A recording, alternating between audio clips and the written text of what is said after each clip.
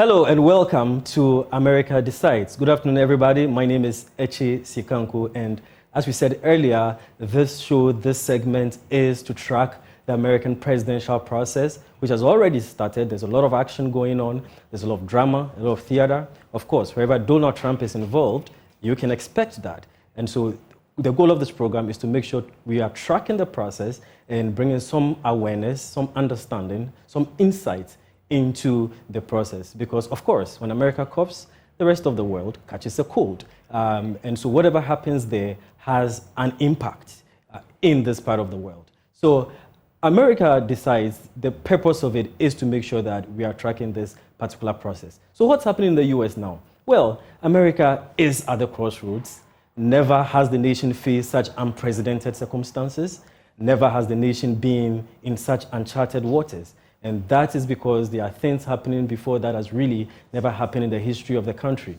Donald Trump, the former president of a country, is facing no less than 96 federal felony charges. No president, living or dead, Democratic or Republican, current or former, has faced that.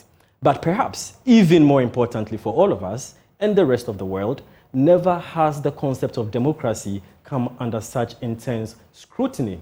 There's a lot of conversation about the decline of democracy even in the US. There's conversations about threats to democracy, not just in the United States, but in other parts of the world. There are conversations about democratic recession. And that is why a program like this is really important, because it's not just focusing on the US, but also on the idea of democracy, with America being one of the foremost leaders of democracy. And so very important to put the spotlight over there. In fact, from South Africa to Botswana, to India, to Mexico, and even to Rwanda, there are as many as 64 elections taking place all over the world.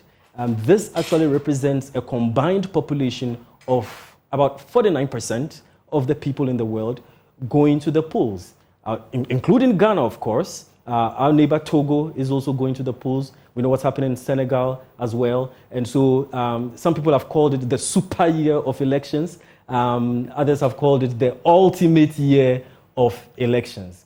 But from an international relations perspective, we need to make the point that it is the United States or the US elections, which, unsurprisingly, of course, has garnered a lot of global attention or has really been in the eye of the storm. A lot of massive attention from nation to nation, from continent to continent, all over the world, being focused on the US elections in particular. And we know this, and we know this is not a surprise, because America's leadership and impact on global politics is real. It's huge. It has repercussions at the United Nations level, at the intergovernmental levels, in multilateral and bilateral relationships, and the prospects of internationalism is hugely dependent on the policies of the United States. And of course, that is also hinged on who becomes president. So that is why there's a lot of attention all over the world on this election. And of course, we here in Ghana will be following it. So as we begin to follow these elections, as we do the build up to it, this show actually helps to bring more attention to it. We'll bring you up to the minute insights, a lot of views and analysis leading up to the elections. I've already made the point that as one of the world's leading and prominent democracies, one of the world's foremost democracies, many nations look up to the United States as far as democracy is concerned, sometimes comparing events there to situations in our own countries. I mean, there's been a lot of times we've had conversations, and people will say, well, what pertains in the US? What happens there? Because it's actually a global leader when it comes to democracy. So it's very important to do this kind of comparative exercise, right? So from a global international relations and communications perspective, such comparative exercises are important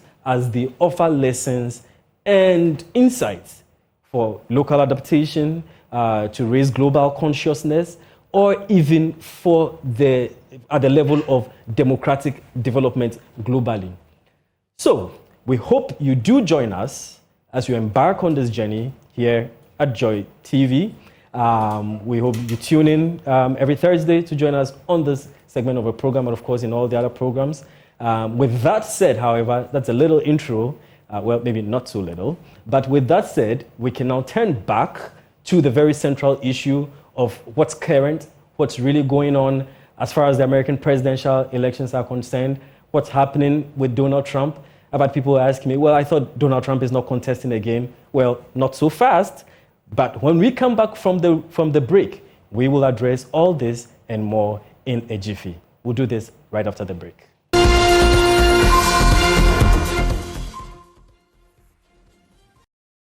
Welcome back from the break. We'll start by taking you through what's ahead for the U.S. presidential elections. There's a lot going on. We'll take our time and go through some details and really sort this out throughout the whole process. So we'll start from the basics, right? This is the 60th quadrennial presidential election, which means that they do have their elections every 4 years, just like we have in Ghana. And so there are a couple of parallels. What does this mean? Their election calendar is quite similar to Ghana. And there's a whole joke going around that when the Democrats win in the US, the NDC wins here. When the Republicans win in the US, the NPP wins here. But of course, that was torpedoed in the last election, so that theory really doesn't hold. But anyway, that's just fun fact or trivia, right? Not really based on theory or any research, but good fun fact to know. Okay, so this is the 60th time they're having it. As you know, Americans' democracy is over 200 years. They've been doing this for ages. Once again, they're going to get through another process, and the whole world's eye is on them. So who are the aspirants, in this election? Well, there are two major political parties in the U.S., the Republican Party and the Democratic Party. They are the major ones. Of course, there are other minor parties, and I think a lot of people don't know about them. There's a Green Party, there's a Libertarian Party, and so many others. But anyway, the two major ones are the Democrats and the Republicans. Now, on your screen now, we have the candidates for the Republican Party, right? So they are the conservatives. They believe in free market, laissez-faire capitalism, libertarian ideals. They are anti-abortion and all of that. So those are the Republicans, the red party with the elephant as a symbol. The candidates, former President Donald Trump, Donald J. Trump, J stands for John, Donald J. Trump. He's the former president, one-term president, lost the last elections, and he's running again. And the other candidate is former U.S. ambassador to the United Nations, Nikki Haley. A very interesting candidate, Nikki, right there. She has been a governor before, a two-term governor of a major state in the U.S., South Carolina, the Palmetto State, they call it. So she does have a history of executive governance at the state level, and that's really rich experience. It was from there that she then went on to become the ambassador to the UN, working under Donald Trump, quite interestingly. Working under Donald Trump for, I believe it was about a year or a little bit more, and then she resigned, and then now running for president. So it's quite interesting. A former member of Donald Trump's cabinet or executive now running against him. And the other interesting thing about Nikki Haley is that she's also the first female Indian American, okay, the first female of Indian origin who is running on a major presidential ticket. In fact, she was the first female governor of South Carolina, and also the first female Indian American governor of any state at all. So that is the context within which Nikki Haley is running for this election. She does have some really solid political profile in the United States herself. Nikki Haley giving Donald Trump a big challenge. And she's a very interesting character. Almost everybody has run out of the race. When they started, there were about 7 or 8 people running. Vivek Ramaswamy, Chris Christie, and on and on. Quite a number of people running for president. About 7, 8 of them. Each and every single one of them have dropped out, has now dropped out. And Nikki Haley is the only one who has not dropped out. And Donald Trump is so mad at her. He can't just understand it because he wants her to drop out so that he will just go on and take the nomination. But Nikki Haley says that she is not dropping out until every single American Republican cuts their vote before she drops out. So she's still in the race. So those are the Republican presidential candidates for you right there. Now we come to the Democratic side. We come to the Democratic side, the Democrats. Of course, the Democrats have an incumbent president. That is President Joe Biden. So you imagine that once you do have an incumbent, normally incumbents don't have anybody challenging them, right? So if you have an incumbent president, he goes for another term.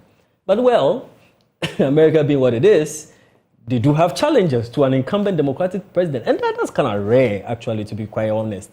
But yes, they are challenging their own sitting president. And who are those? So we have the default candidate, that's Joe Biden, who's the current president, right? But it challenges the U.S. congressman from Minnesota, Dean Phillips. So Dean Phillips has a military background. He served in the U.S. Army, and he's had a kind of a renaissance where he believes that getting to the presidency is one of the ways in which he can serve his country. He says, yes, Joe Biden has come in, Joe Biden has done his best, but he doesn't believe that Biden is going far enough in terms of standing up for the American people. And so he thinks it's about time we get politicians of the old stock out and then bring in some new, fresh blood. So that's what he's building his candidacy on. But I do have to give the caveat that it's a very long shot candidate. He's not a very widely popular person in America. He's hardly known.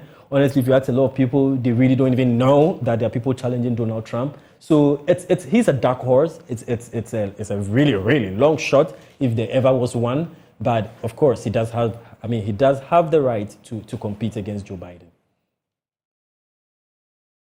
Okay, still with the Democratic candidates, now we have Robert F. Kennedy Jr. And I'm pretty sure that name rings a bell because, of course, the Kennedy name has a really, really long history in the U.S. and a very major one at that, right? From JFK himself and then his lineage, his brothers. You know, one of them became Attorney General, ran for president, even though he didn't get it. And then we had Eddie Kennedy, who was the really long-term Bullhorn, Massachusetts senator, one of the earliest people to have endorsed Barack Obama, giving a lot of life to his campaign. But anyway, that's history. Robert Kennedy is from that family, and he is now running to be president. But, you know, Robert, it's quite different. He's taking a very different line. First of all, you wouldn't expect that he would challenge his own sitting president, but he's doing that. So that's the first thing.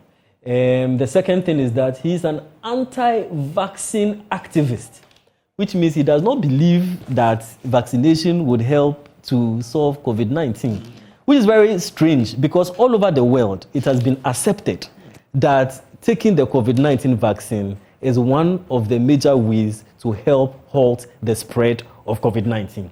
Now, here's the case. Somebody is actually saying that, no, we shouldn't take the vaccines because they don't serve any real purpose for us. Can you imagine that? And so that puts him on the fringe of American politics. Okay, so that's Robert F. Kennedy. Now there's Cornel West. Yeah, Cornel West is professorial, former professor of Harvard. A liberal icon, so to speak, is more on the extreme left. He's an extreme liberal. He doesn't really believe that Joe Biden is doing enough for racial equality.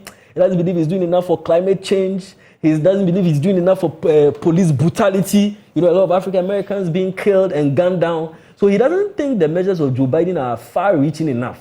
So he decided that he would leave the corridors of the classroom and then go, actually he's still teaching, but also would run for president as well. So that's Cornel West for you, Professor Cornel West, a very, very renowned academic, you know, teaching at Harvard and other big universities in the United States.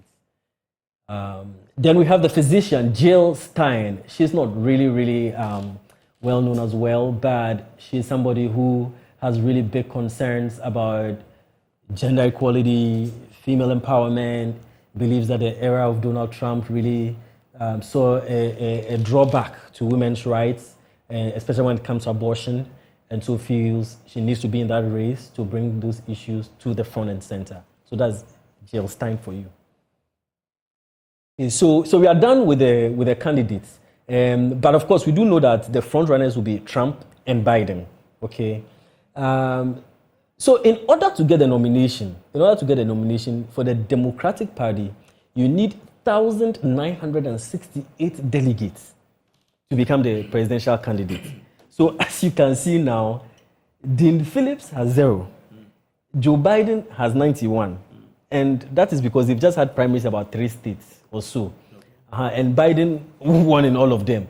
Because naturally, I mean, in most countries in the world, when you have an incumbent president, you hardly have people challenging him, right? So that is why Joe Biden is leading, and the rest of them have 0. There's a wide margin for him to cover, though. Yes, there's still a wide margin. 968. Yes, but you see, the fact of the matter is that nobody's really going to challenge their incumbent president. So even if you do, the delegates are not going to vote for you. So the fact of the matter is that Biden. So from the word go, you know that Biden will. Yeah, Biden will be the presumptive nominee. Okay. So that's the Democratic Party. We can safely say, of course. I mean, we don't know everything. So, but to the extent that where history is a precursor, we can say that Joe Biden would be the nominee. But you see, there are issues about the age of Joe Biden. Okay, his age, his cognitive abilities, and all of that. So it's not a home run. Anything can happen, especially as far as his health and other things are concerned. But technically speaking, he's the presumptive nominee. Okay, so let's move now to the Republican side. So for the Republican side, you need 1,215 delegates. Okay, are needed to win the nomination. Donald Trump now has 63 delegates, and Nikki Haley has 17 delegates.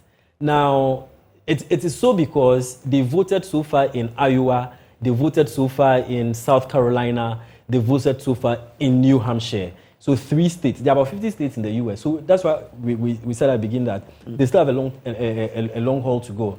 And each of these states will be voting. Donald Trump won in Iowa, he won in New Hampshire, won in South Carolina, won in Nevada. Nikki Haley. Remind me, I thought Nikki Haley was a governor or so. She's a former governor of South Carolina. But Trump won there. Sorry, South Carolina. Trump is leading in South Carolina. Okay. So that is it for the Republican side. So she has 17 delegates. So far. So let's move on. Okay, so this is what I was trying to say at the beginning, that it is likely that we are going to have the current president, Joe Biden, go against former President Donald Trump. But the caveat needs to be given that this is really still inconclusive. One of the major reasons which makes it inconclusive is that apart from the fact that several states are yet to vote, there is the big issue of the court cases hanging around the neck of Donald Trump. And people are saying that it's unlikely that somebody facing so many criminal, civil, federal cases in the court might come out as the candidate. And even if he does, he's going to come out really, really weakened. And so that is a huge concern for a lot of American voters. But you see, the interesting thing about it is that despite the over 91 felony charges that Donald Trump is facing, his support does not seem to be going down. He has as much support as he had in 2016, if not more. He's leading his contenders by leaps and bounds. The margin is so wide. And so one of the questions that we'll be exploring here is why Donald Trump still has such a huge appeal in the United States despite all the charges and the accusations that have been brought against him. In 2020, Joe Biden won that election, 51.3%. I believe that's on your screen now, 51.3% as against 46.8%. But the recent approval ratings has Joe Biden trailing Donald Trump, if you believe that. Yes. Of course, in some states, Biden is leading. In some states, Biden is leading Trump. But in the matchup, the general matchup, okay. When you aggregate them together, yes. When you aggregate Trump leads. Trump is leading. So this is the story. This is the story of the election. Have we done something on vote by? We know that Biden has to get how much? 1,800 and something. Trump in his party, you have to get 1,200 and something delegate to become the flag bearer, right? How are they? How is vote buying in that contest? Because there are a lot of people they need to meet, and how are they able to meet that so that we can put in a par to par with the Ghanaian contest? Yeah. I mean, the issue of vote buying doesn't really come up in the US at all. Okay. I mean, there's some problems that are African problems, and some that are not. So it really doesn't come up there. But I think there's a little more ground to cover before we wrap up the introduction. So we can move to the next couple of graphics if we do have them, so that we can just cover the final grounds and then wrap up. So we've done a head-to-head matchup between the two of them. We've also done their lead in terms of the delegates. I think one thing that we also need to start thinking about is what is the nature of the court cases that he's facing. So there are 4 major ones. One of them has to do with the fraudulent business practices that he had in New York, and the charges that were brought against him over there is that he overestimated his business worth and engaged in some business practices. So he sort of made it seem he was worth more than he actually is. More than he actually is. Okay. In order to get some loans and other business profits. Okay, so that's the first one, and he was found guilty of that. Okay. So he was fined $355 million for that case. But only this morning I heard that he has asked that he should be given one more. The deadline should be extended by 1 more month in order to help him to pay for that. The other cases is one that has to do with the classified cases. He has some classified documents, American secrets that he took home, and so he's being charged against that. So we'll be following these court cases to see what comes out of it.